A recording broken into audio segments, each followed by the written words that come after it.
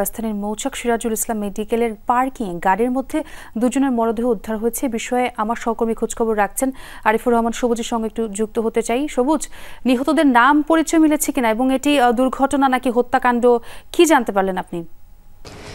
এখন পর্যন্ত যে দুইজনের মরদেহ পাওয়া গিয়েছে তাদের পরিচয় এখন পর্যন্ত আসলে জানা যায়নি।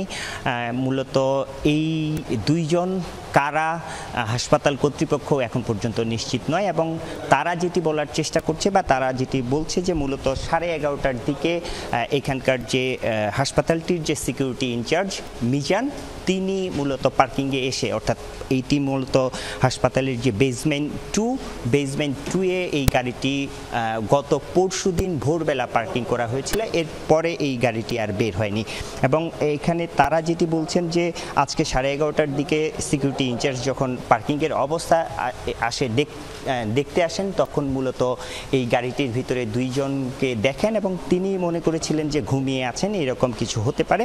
তারপরে তিনি দরজায় নক করতে গিয়ে দেখেন যে একজন ড্রাইভারের সিটে এবং আরেকজন ড্রাইভারের পেছনের সিটে মূলত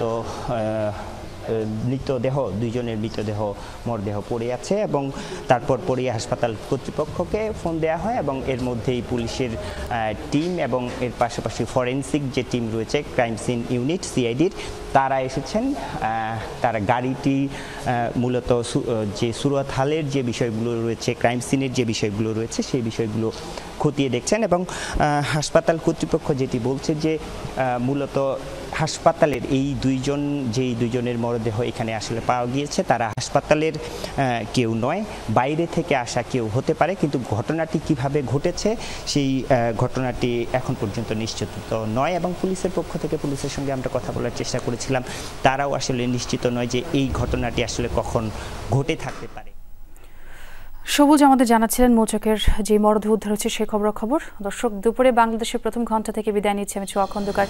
পরের ঘন্টার খবর নিয়ে ফিরবেন শাওন দত্তের, সঙ্গেই থাকুন।